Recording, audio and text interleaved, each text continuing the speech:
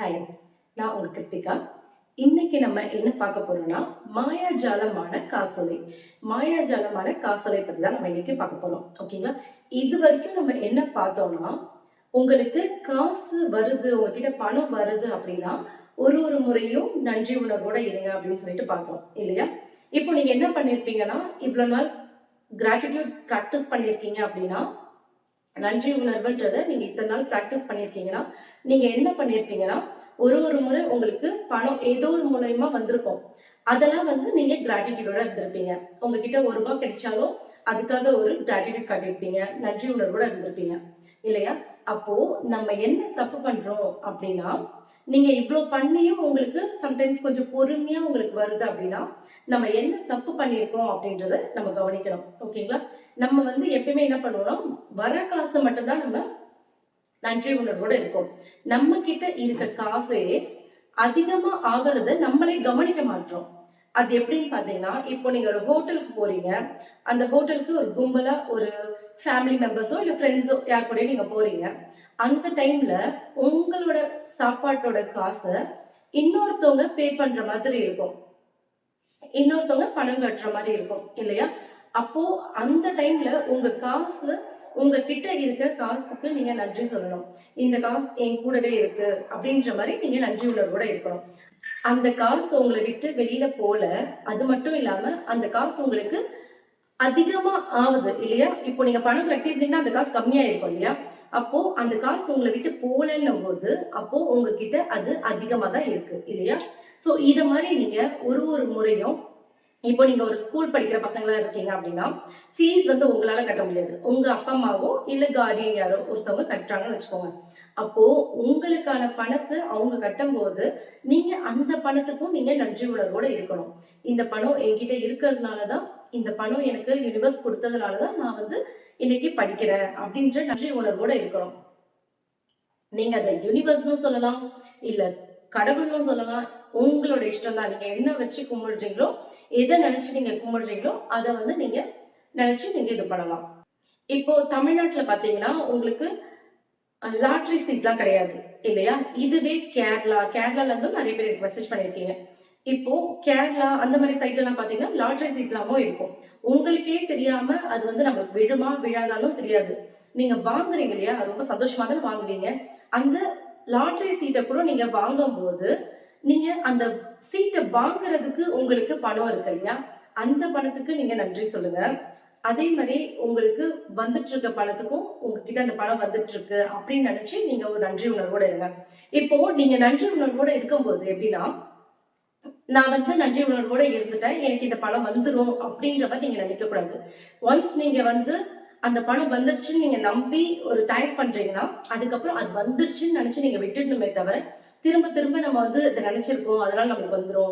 அதனால வந்துரும். வந்துரும் வந்துரும்னு நீங்க சொல்லும்போதே, உங்ககிட்ட அந்த பணம் வரலன்றத நீங்களே ரிஜிஸ்டர் பண்றீங்க அப்படின்றது தான் அர்த்தம். ஓகேங்களா? அப்போ நீங்க என்ன பண்ணணும்னா, உங்ககிட்ட அந்த பணம் வந்துருச்சுன்னு நினைச்சு, அந்த பணம் வந்துட்டா நீங்க எவ்வளவு சந்தோஷமா இருப்பீங்களோ, அந்த சந்தோஷத்த நீங்க அனுபவிக்கணும். உங்க உடம்புல நீங்க கொண்டு வர அதிகமா நீங்க கொண்டு வர உங்களுக்கு உண்மையாலுமே அந்த பணம் உங்ககிட்ட வந்துடுச்சு அப்படின்றது தான் அர்த்தம். யுனிவர்ஸ் வந்து எப்படியாவது உங்ககிட்ட அந்த பணத்தை வந்து சேர்த்துருவாங்க. அதே மாதிரி உங்களுக்கு சின்ன சின்ன விஷயத்துல கூட உங்களுக்கு பணம் கிடைக்கிறத நீங்க கவனிக்கணும். இப்போ நீங்க கிராட்டிடியூடோட இருக்கீங்க அப்படின்னா, நீங்க ஒரு இடத்துல வந்து உங்களுக்கு காசு வரும். உங்களுக்கு ஒரு இப்போ உங்களுக்கு ஒரு இடத்துல இருந்து பணம் வரும் அப்படின்னு சொல்லிட்டு நீங்க நம்பிட்டு இருப்பீங்க இல்லையா? ஆனா அத மற அத மறைமுகமா வச்சு உங்களுக்கு நிறைய விதத்துல பணம் வரும். நீங்க அந்த பணத்தெல்லாம் கவனிக்காம உங்களுக்கு எந்த பணம் வரணுமோ அத நினைச்சு வந்துரும் நினைச்சாலும் வந்துரும். ஆனா வரலையேன்னு நீங்க நினைச்சீங்க அப்படின்னா, ஏற்கனவே இருக்கிறதும் உங்ககிட்ட இருக்கிறது கம்மியாகும்.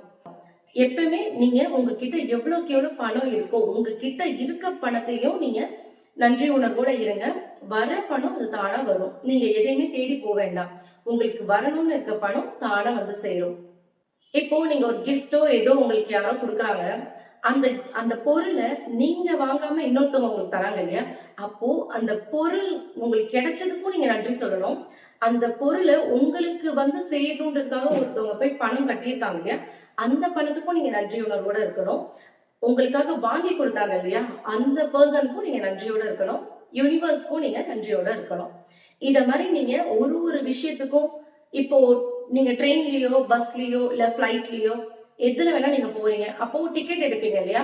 அந்த டிக்கெட் கூட நீங்க வந்து பே பண்ணும்போது ஒரு ஆஃபர்லயோ ஏதோ ஒரு மறைமுகமா உங்களுக்கு கம்மியாவறதுக்கும் சான்ஸ் இருக்கு. இப்போ டிராவல்ஸ் பார்த்தீங்கன்னா, அந்த டைம்ல ஏதோ ஒண்ணு ஆஃபர்லயோ, ஏதோ ஒரு விஷயத்துல உங்களுக்கு கம்மியா வரும். கம்மியா உங்களுக்கு கிடைக்குது அப்படின்னா, அதுக்கும் நீங்க நன்றி உணர்வோட இருக்கணும். இப்போ நீங்க கடைக்கு போறீங்க. அந்த கடையில வந்து நீங்க எல்லா பொருளும் என்னென்ன பொருள்லாம் வாங்க போறீங்களோ, அந்த பொருள் எல்லாமே வாங்கிட்டு, பில் போடுற நேரத்துல, இது டிஸ்கவுண்ட்ல வருது மேம் அப்படின்னு சொல்லி உங்ககிட்ட ஒருத்தவங்க குடுக்குறாங்கன்னா, அப்போ அந்த பணம் உங்களுக்கு மிச்சமாகுது இல்லையா? அந்த பணத்துக்கும் நீங்க நன்றி சொல்லணும். நீங்க கட்டுறீங்க இல்லையா? அந்த பணமும் நீங்க இந்த பணம் எனக்கு திரும்ப பெருகி எனக்கு வரணும் அப்படின்ற மாரி நெனச்சு நீங்க நன்றி உணர்வோட இருக்கணும்.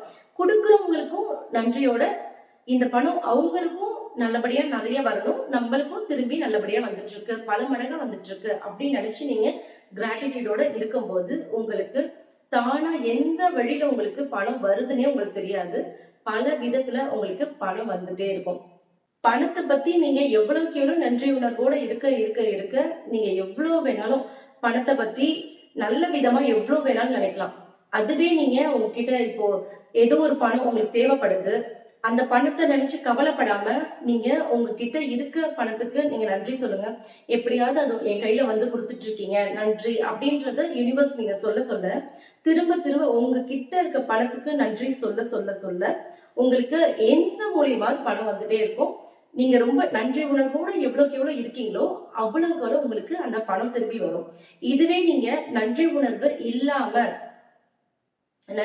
இல்லாம அந்த பணத்த பத்தி கவலைப்படுறீங்களோ, இல்ல குறை சொல்றது, இத மாரி நீங்க ஏதோ ஒண்ணு பண்றீங்க அப்படின்னா, உங்ககிட்ட ஏற்கனவே இருக்கிறதும் கம்மியா தான் ஆகும். இப்போ மாயாஜாலமான காசோலை அப்படின்றத பார்த்தோம் இல்லையா? இது எப்படின்னா, நீங்க ஒரு பேங்க்குக்கு போறீங்க. பேங்க்ல போனா உங்களுக்கு எப்படி ஒரு செக் புக் குடுப்பாங்களோ, அதே மாரி பேங்க் ஆஃப் யூனிவர்ஸ்ன்னு ஒரு செக் புக் இருக்கு. இந்த செக் புக் வந்து உங்களுக்கு எங்க கிடைக்கும்னா, ரெய்கிக்கு தேவையான ப்ராடக்ட்ஸ்லாம் வந்து சில கடையில கிடைக்கும். இந்த ஸ்டோன்ஸ்லாம் பார்த்தீங்கன்னா, உங்களுக்கு தனியா கிடைக்கும் அப்படின்னு சொல்லிட்டு நான் சொல்லியிருந்தேன் இல்லையா? அந்த மாரி ஷாப்ல இந்த புக் உங்களுக்கு கிடைக்கும். அப்படி இல்லன்னா, உங்களுக்கு Amazon லிங்க் டிஸ்கிரிப்ஷன்ல குடுத்துருக்கேன். நீங்க அதுல கூட நீங்க போயிட்டு வாங்கிக்கலாம். Amazonல இருக்கும். அது மாரி Flipkart இந்த மாரி நெறைய இதுல இருக்கு. Amazonல ஒரு ட்ரஸ்டடான ஆப்ன்றதுனால நான் Amazonோட லிங்க் குடுத்துருக்கேன். ஓகேங்களா? இத மாரி உங்களுக்கு லிங்க்ல போயிட்டு நீங்க அத வாங்கிக்கோங்க. அந்த செக் புக் எப்படி இருக்கும்னா, நம்ம நார்மலா பேங்க்குக்கு போனா ஒரு செக் புக் இருக்கும் இல்லையா? அதே மாரி தான் இது இருக்கும். இந்த புக்ல எப்படி இருக்கும்னா, டேட் இருக்கும். உங்களோட நேம் எழுத சொல்லி நேம் கேட்டிருக்கும். நீங்க எவ்வளவு அமௌண்ட் உங்களுக்கு வேணுமோ, அந்த அமௌண்ட்ட நீங்க அதுல எழுதணும். அதே மாரி லெட்டர்ஸ்லயும் எழுதுற மாரி இருக்கும். ஒரு புக் ஒரு மெத்தட்ல இருக்கும். உங்களுக்கு எந்த மாரி கிடைச்சிருக்கோ அத நீங்க ஃபில் பண்ணிக்கோங்க. உங்களுக்கு என்ன தேவையோ அதுல கரெக்ட்டா ஃபில் பண்ணுங்க. அந்த காச வச்சு நீங்க என்ன பண்ண போறீங்க அப்படின்றத மைண்ட்ல செட் பண்ணிக்கோங்க. இந்த காசு எனக்கு கிடைச்சா நான் இது வாங்குவேன். இந்த காசு எனக்கு இருந்தா இது என்னால செய்ய முடியும். அப்படின்னு உங்களுக்கு ஏதாவது ஒண்ணு இருக்கும். அத நீங்க மைண்ட்ல ஃபிக்ஸ் பண்ணிட்டு எழுதுங்க எல்லாத்தையுமே. எழுதிட்டு அந்த புக்ல இருந்து அந்த ஒரு செக் லீஃப தனியா எடுத்துருங்க. எடுத்துட்டு அத கண்ணால பாருங்க. உங்களுக்கு எவ்ளோ தேவை, அதெல்லாம் நீங்க உங்க கையில கிடைச்சுட்டா நீங்க எவ்ளோ சந்தோஷப்படுவீங்களோ, அத நெனச்சு ஃபீல் பண்ணுங்க. இந்த காசு எனக்கு கிடைச்சுச்சுன்னா, நான் இந்த வேலைய செய்வேன். இப்போ நீங்க சும்மா ஒரு சாதாரணமா சொல்றேன். ஒரு ஹேண்ட்பேக் வாங்க போறீங்க. இல்ல நீங்க ஒரு வீடு கட்ட போறீங்க. ஃபர்ஸ்ட் வந்து சின்ன சின்னதா ஆரம்பிங்க. இப்போ நீங்க ஒரு செக் புக் நீங்க ஃபில் பண்றீங்கன்னா, கொஞ்சம் கொஞ்சமா நீங்க கேட்கும்போது உங்களுக்கு ரிசீவ் ஆவறதுக்கு ஈஸியா இருக்கும். இதுவே நீங்க அதிகமா கேட்கிறீங்கன்னா, கொஞ்சம் டைம் எடுக்கிறதுக்கும் சான்ஸ் இருக்கு. இல்ல உங்களுக்கு சிச்சுவேஷன் வந்து உங்களுக்கு உடனே வரும்ன்ற சிச்சுவேஷன் இருந்ததுன்னா, உடனே கிடைச்சிரும். நீங்க எவ்ளோ பெரிய அமௌண்ட்டா இருந்தாலும், உடனே கிடைக்கணும்னா கிடைச்சிடும். இதுவே உங்களுக்கு ரொம்ப பெரிய அமௌண்ட் இது நீங்க வருமானே உங்களுக்கு தெரியாது. ஆனா நீங்க யுனிவர்ஸ் கிட்ட கேட்கணும் அப்படின்றதுக்காக கேட்கிறீங்க அப்படின்னா, யுனிவர்ஸ்க்கு நீங்க டைம் குடுக்கணும். அது எப்படின்னா, இப்போ ஒரு ஹோட்டலுக்கு போறோம். ஹோட்டலுக்கு போயிட்டு நீங்க கேட்ட உடனே எடுத்துட்டு வந்து தர மாட்டாங்க இல்லையா? பட் பிரிப்பேர் பண்றதுக்கு கொஞ்சம் டைம் எடுத்துப்பாங்க.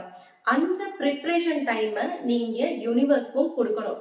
அப்போதான் உங்களுக்கு என்ன தேவையோ அத கரெக்ட்டா எடுத்துட்டு வருவாங்க. இல்லன்னா நீங்க வந்து என்னடா இது நம்ம கேட்டோம் குடுக்கலையேன்றீங்க. அந்த மைண்ட் செட் போயிடுவீங்க. அதனால தான் கொஞ்சம் கொஞ்சமா உங்களுக்கு என்ன தேவையோ அத கொஞ்சம் கொஞ்சமா எழுதுங்க. அந்த செக் புக் ஃபுல்லாவே நீங்க தான் ஃபில் பண்ண போறீங்க. உங்களுக்கு தேவையானது தான் கிடைக்க போகுது. ஓகேவா?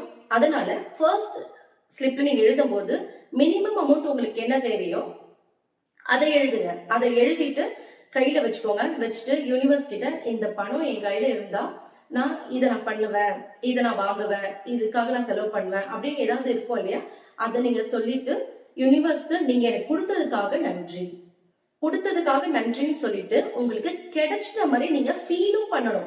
உங்க உடம்புல அந்த உணர்வையும் கொண்டு வரணும். நீங்க சும்மா மனசுலயே நினைச்சிட்டீங்கன்னா அது தானாலாம் நடக்காது. அந்த உணர்வையும் நீங்க கொண்டு வந்து உங்க சப்கான்சியஸ்ல நீங்க ரெஜிஸ்டர் பண்ணணும். எனக்கு இது கிடைச்சிடுச்சு, யூனிவர்ஸ் எனக்கு இதை கொடுத்துட்டாங்க அப்படின்னு சொல்லிட்டு நீங்க உங்களுக்குள்ளேயே ரெஜிஸ்டர் பண்ணணும். நீங்க எவ்வளவுக்கு எவ்வளவு ரெஜிஸ்டர் பண்றீங்களோ அவ்வளவு சீக்கிரம் உங்களுக்கு கிடைக்கும். ரெஜிஸ்டர் பண்ணணும். அந்த ஹாப்பினஸை நீங்க கொண்டாடணும். உங்களுக்கு அந்த பணம் கிடைக்கிற வரைக்கும் இதை மாதிரி நீங்க பண்ணலாம். எத்தனை நாள் வேணாலும் பண்ணலாம். உங்களுக்கு பணம் கிடைக்கிற வரைக்கும் உங்களுக்கு கிடைச்சிட்ட ஃபீலை நீங்க பண்ணணும். உங்களுக்கு அது கிடைச்சிட்டா நீங்க எவ்வளவு நாள் ஃபுல்லா எவ்வளவு சந்தோஷமா இருப்பீங்க. அத மாதிரி நீங்க அந்த உடம்புல உங்களோட சந்தோஷத்தை நீங்க கொண்டு வரணும். அந்த சந்தோஷத்தை கொண்டு வரும்போதுதான் உங்களுக்கு அது தானா கிடைக்கும். இன்னைக்கு நம்ம என்ன பண்ண போறோம்னா, காலையில எழுந்துட்டு 10 பாயிண்ட்ஸ் நம்ம எழுத சொன்னோம் இல்லையா, உங்களுக்கு லைஃப்ல ரொம்ப சந்தோஷமான நடந்த ஒரு 10 பாயிண்ட்ஸ் எழுத சொன்னோம் இல்லையா, அந்த 10 பாயிண்ட்ஸ் நீங்க எழுதிக்கோங்க. எழுதிட்டு ஒரு லைன்ஸ் படிக்கும் போதும் நன்றி நன்றி நன்றின்னு 3 முறை சொல்லுங்க. ஒரு லைன்ஸ் படிக்கும் போதும் அந்த 10 பாயிண்ட்ஸ்க்குமே வந்து 3 முறை சொல்லணும். சொன்னதுக்கு அப்புறம் இந்த செக் லீஃப் இருக்கு இல்லையா, செக் லீஃப்ல ஃபில் பண்ணிக்கோங்க. ஃபில் பண்ணிட்டு உங்களுக்கு இந்த பணம் கொடுத்ததுக்காக நன்றி அப்படின்னு சொல்லிட்டு அந்த சந்தோஷத்தையும் உங்க உடம்புல கொண்டு வந்து நீங்க உண்மையான சந்தோஷத்தை அனுபவிக்கணும். நெக்ஸ்ட் அந்த செக்கை உங்களால எப்பெல்லாம் பார்க்க முடியுமோ அந்த நாள் ஃபுல்லா எத்தனை முறை வேணா பார்க்கலாம். மினிமம் 2 டைம்ஸ் ஆகுது நீங்க பார்க்கணும். வேற வேற டைம் ஒரே டைம்லயே வந்து எடுத்துட்டு பார்க்கறதுலாம் கிடையாது. மினிமம் 2 டைம்ஸ் ஆகுது. எது அது காலையில சாயந்தரம் இல்ல காலையில நைட்டு இல்ல மதியானம் இந்த மாதிரி எப்போ வேணாலும் எடுத்து பார்க்கலாம். எடுத்து பார்த்துட்டு அது உங்களுக்கு கிடைச்சிட்ட மாதிரி ஒரு உணர்வோட நன்றின்ற வார்த்தையை சொல்லுங்க.